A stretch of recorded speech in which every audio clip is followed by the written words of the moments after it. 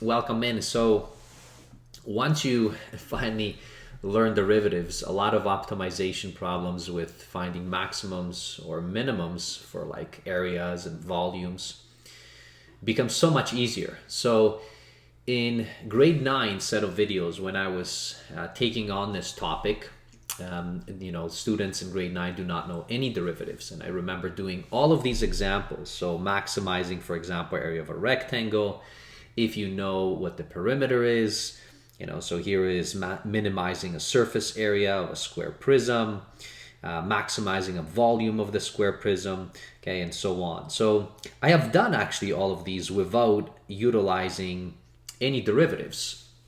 But in calculus, once you do know derivatives, these problems are so much easier. So I'm going to put up a link up above there to the playlist of these maximizing and minimizing of the areas and volumes of different shapes, but it doesn't use derivatives. Now in here, I want to take on these examples, and I do want to optimize using derivatives because now the assumption is that you know some calculus. All right, so let's take a look. So here we want to maximize the area of a rectangle, and then we are given the perimeter. So if we know what this P is, so it's some particular number, it doesn't matter what it is, then how would we be able to maximize our area? So really what we want to be able to find is we want to be able to find this length and this W with a given perimeter. Okay, now I'm not going to give you what the perimeter actually is. We're just going to assume that it's P, and then let's utilize it to try to optimize this problem using calculus.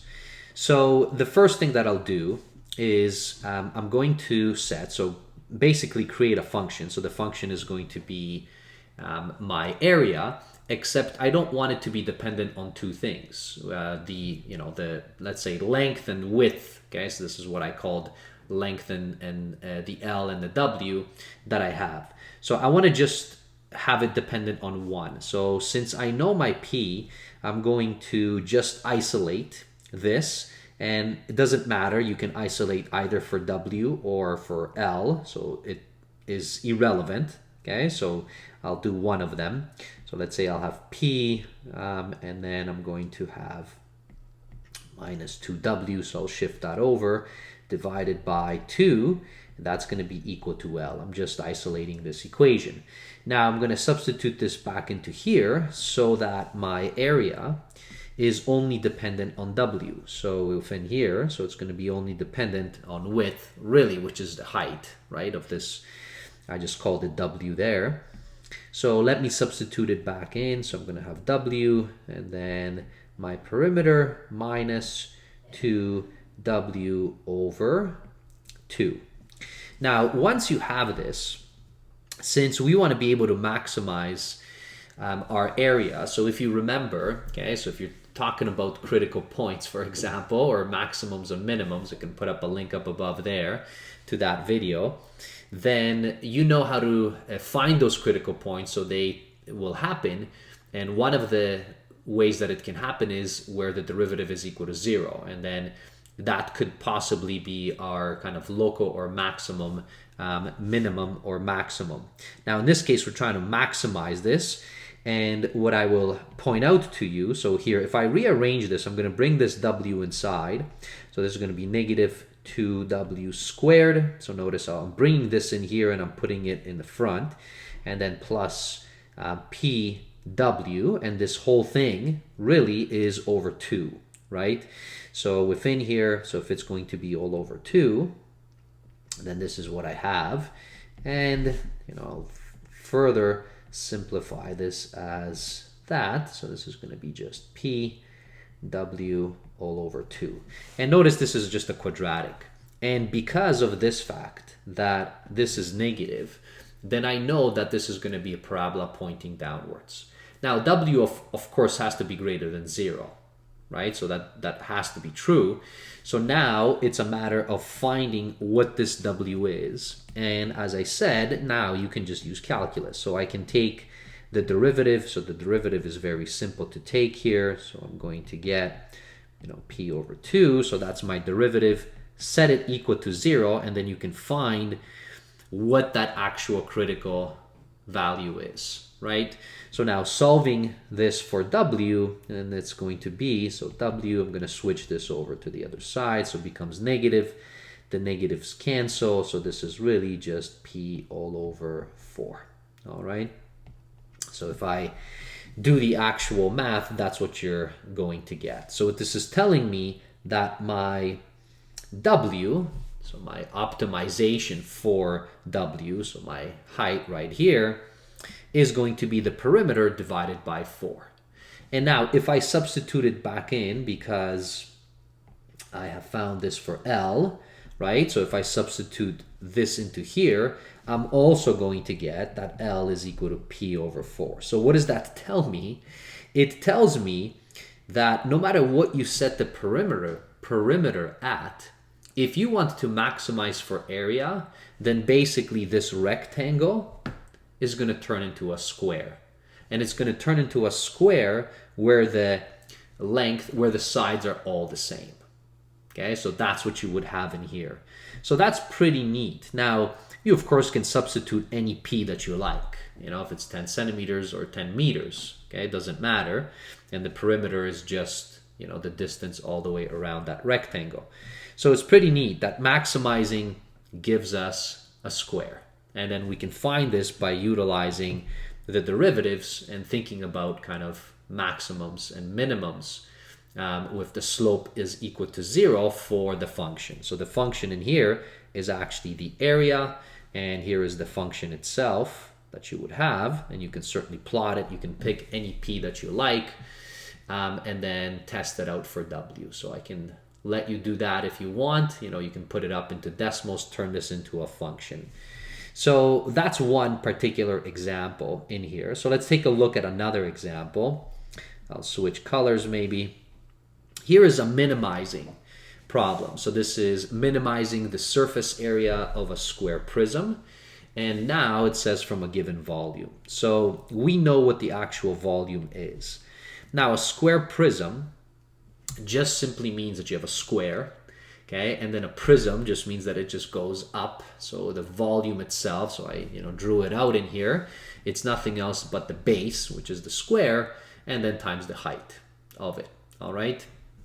So because it's square, then what I'm highlighting in here, that this W, okay, which is kind of like the width of my square, and then the depth. So if this is the depth D, these must be equal, so that I'm just dealing with a square. So I just called it, W squared, because it's W times W, that's my base, and then times the height.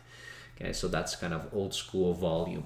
And now, if we know this volume, so if we know what this is, again, we can play a game of finding out what the surface area is. So now, what is the surface area for this? So for that, the surface area, so I kind of drew out, so it's your top and the bottom. So notice the surface area of those two is W squared, right? So you have one at the bottom, one at the top. So we have two of those. So there it is. So I have two of those. And then I have four of the sides, right? So four of the sides, and then each side is just W times H. So that is my surface area. So that's what I'm trying, in this case, to minimize. Now let's see if it's going to be a minimization problem or not. Okay, so now within here, so how would I do that? I'm going to play the same trick. I'm going to use W, and in this case, I can say that, all right, well, my H is equal to just my volume, which is given to me, divided by W squared. And why am I doing that is because I'm going to substitute back into here so that I have my surface area just with respect to W. So just with one independent variable. Okay, so now I'm not going to call this SA. I'll just call this area. Now it's going to be with respect to W is equal to, so this is 2W squared plus 4W. Substitute my H. So that's my volume divided by W squared. So this is what I have. Now just so that I don't run out of space, kind of shift it over. And if I take this and kind of massage it out, so I'm going to get 2w squared plus, I guess, 4 volume. And then this is going to be all over w, okay, as so. All right. So that the w on top and then the w at the bottom, so w squared, one of them will cancel, right? So one of these will cancel off. Now, w obviously can't be 0, because if it was 0, then we wouldn't have any volume at all. So for this function is with respect to this w right here, and then the surface area that we have, it won't cause us any issues that the w is in the denominator. All right, so now we want to take the derivative, right? So now taking the derivative here, so this is the derivative of this, because we want to try to see where this function has a slope of 0. So taking the derivative, this is going to be 4w, so that's the derivative of this.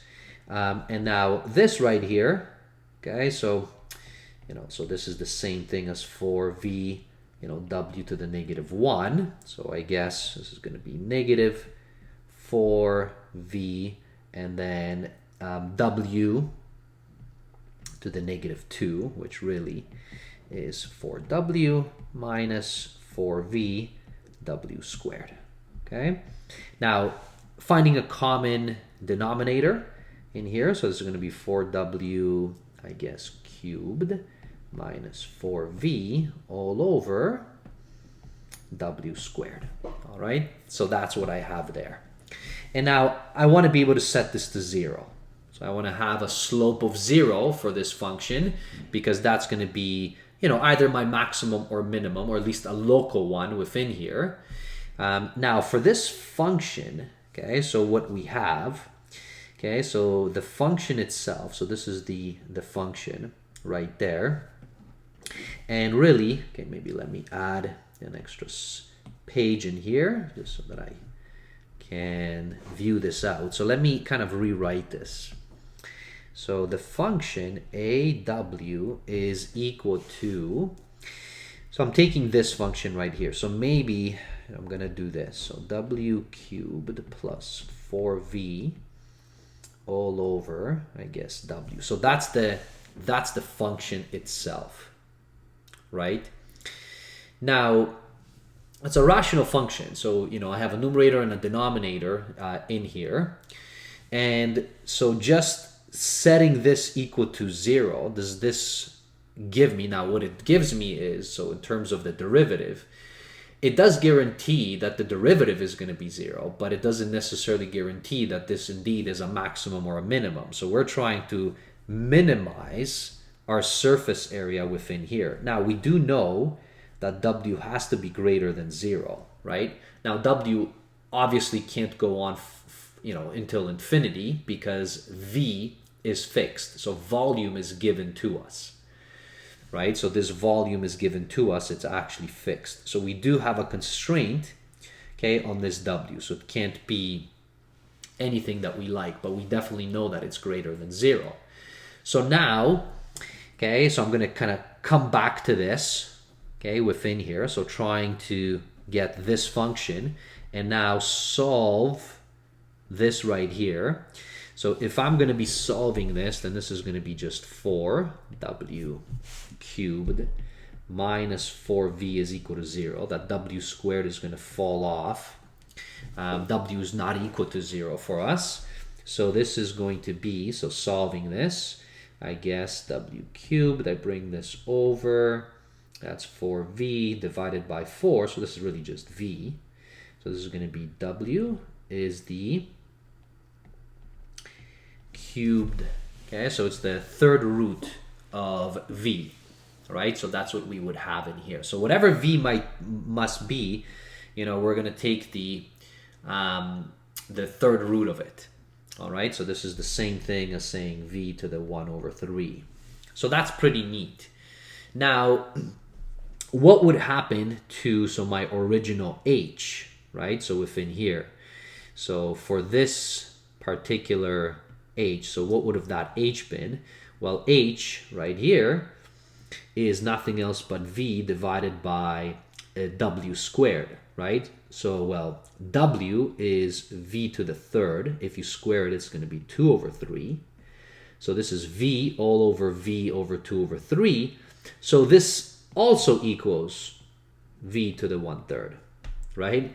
So it looks, once again, like we're going to have, okay, all of them. So the height, so height is equal to your depth is equal to your, width. So all of them are equal. So basically we have a cube, right? So we don't have a square prism. I mean, it's square, but it's a perfect cube. That's what this is. So we're minimizing and it's going to be a perfect cube. Now, for that, so are we guaranteed that this indeed is the case? Right? So, are we guaranteed that this indeed is the case? Are there any other critical points within this function? So, because we want w to be greater than 0, right? So we would have had a critical point at w, but it would make the actual function, so within here, okay, will be undefined. And it's certainly that critical point won't work. So, if we're looking for minimizing, so if we're trying to minimize with a specific surface area, if we set w is equal to 0, then all of these would just simply be 0. We wouldn't have anything, and there would be no surface area. So it can't be w equals to 0. And then the only place that we have found is at this, right? That we have another kind of critical point. So now another testing point is there something bigger? So if you remember, so if this really is a local minimum, so if it's a local minimum, which happens at w is equal to v 1/3, then that means a little bit to the left, we should have a positive slope, and a little bit to the right, we should have a negative slope. So we can certainly substitute those in to check. Now, I am guaranteeing you that that is indeed the case, but, okay, let's pop up Desmos in here just to kind of show you, how, the kind of the trick that we've used. So we said, we have a weird function in here. So let's take a look here. So this is based on w. So we have, I guess, so what was this? I'm going to use, this one right here. Let me go back in there. So this is 2w cubed plus 4 some v. Now we're going to, because of the fact that we don't know what v is, Desmos is going to ask us over w, but we can set it for any v that we like. And so this is moreover, we know that w is definitely greater than 0, right? So it can't be that. So if we're minimizing, all right, well, so notice we said that w is supposed to be v, and it's the third root of v. So in this case, I said v is equal to 1. So here, if it was 1, so indeed, okay, this would have been the case. And then our actual, w that we would have, it would have been the third root of that. And then the surface area, notice, is 6. And anywhere else, this is the smallest surface area, because anywhere else, so if you go along here, so if you take a path, as you can see, okay, the surface area is bigger here, and then the surface area is bigger in here. So those surfaces areas kind of are bigger. So the smallest surface area is within here. Now, you might say, why in the world would you want to do a question like this? Believe it or not, this is very applicable because you might want to package something. So if you're packaging something and you're fixing the volume to a certain amount, you want to create the minimum amount of material that you're going to use for that volume.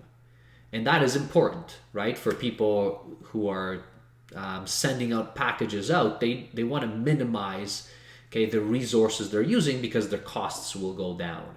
So that's a very nice common question, okay, that we would have.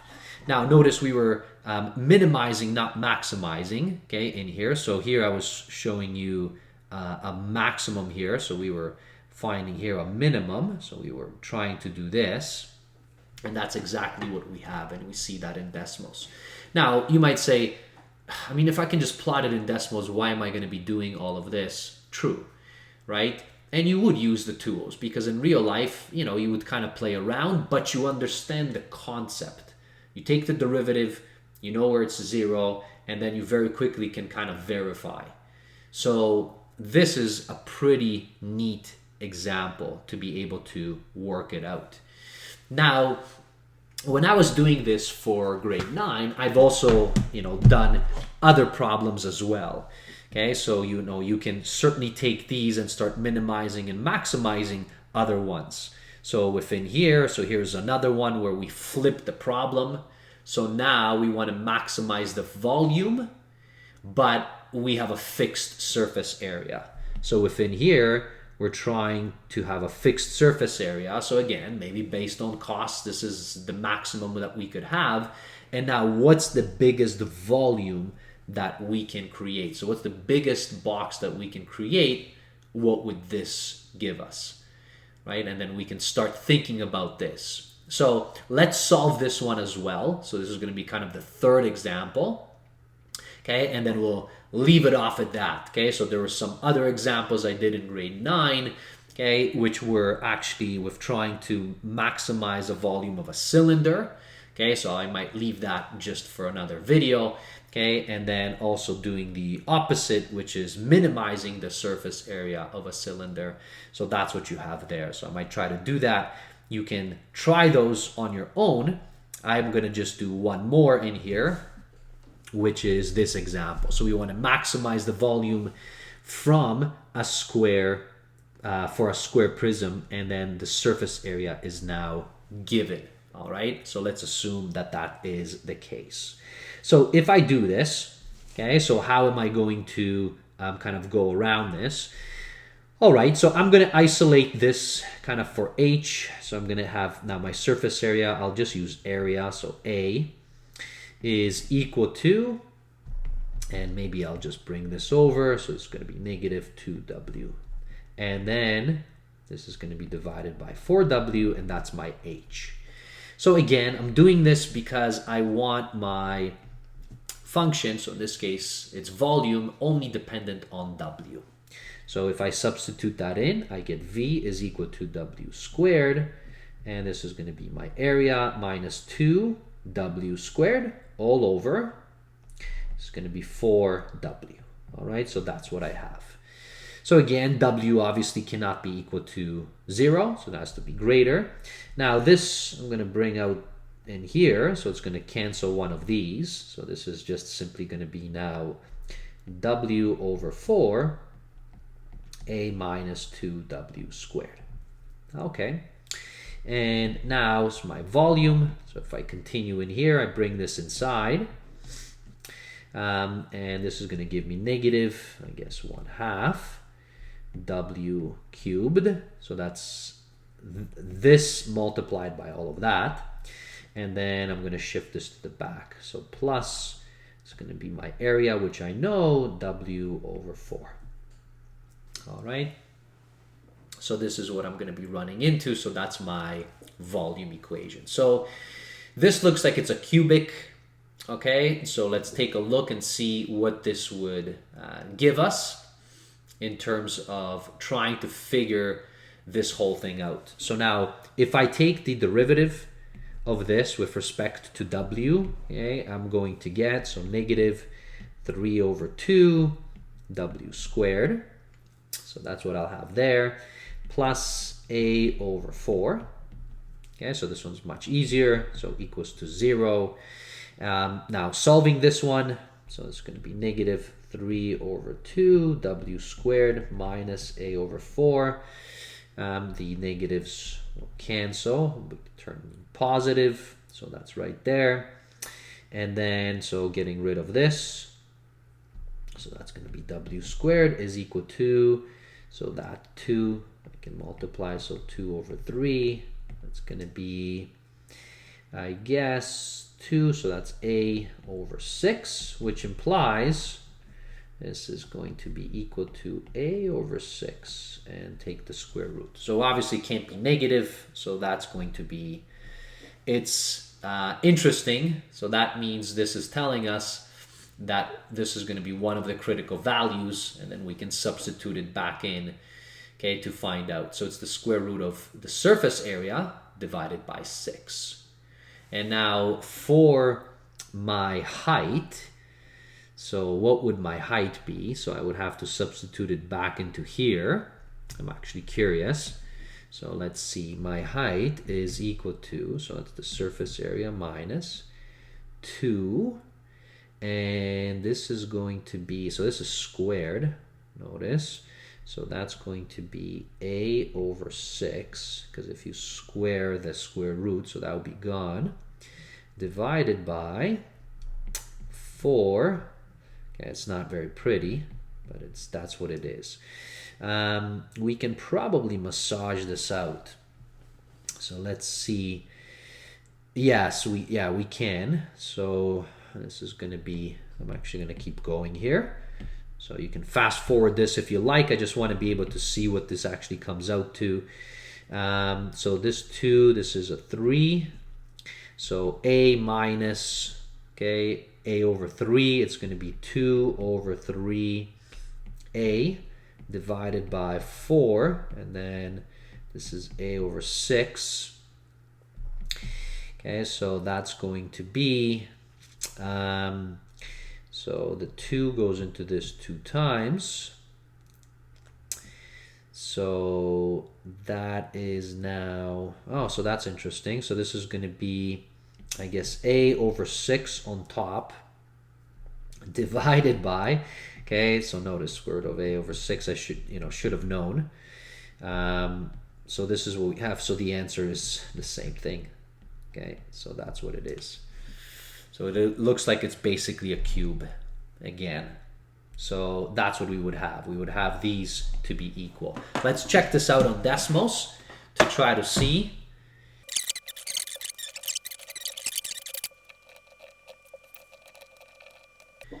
All right, okay, so we're back. Okay, so Desmos was just cutting it off, so I just inputted it all back in here. So there's our function. So there's w. I put a is equal to 10. It doesn't matter. You can put it anywhere you like. It doesn't actually change. All right, so let's say if it was 1, so it's always supposed to be the same thing. Okay, so notice it is the square root of the area over 6, which maximizes. Okay, and this is exactly the case. Now notice that if I, keep going, let's say if I made it a 10. So again, the maximum volume would have been, and notice it's on the decimals on the left-hand side, I just put square root of a over 6, which is exactly what we would have. So we're using the derivative to find these critical values. So in this case, it's the maximum. It is actually the absolute maximum that we have. All right. So those are kind of several examples with maximizing and minimizing for you. I hope that you now can take them and understand the power of the derivative and be able to solve these things in a much faster and more efficient way. All right, thanks for watching. We'll see you in future videos. Bye, everybody.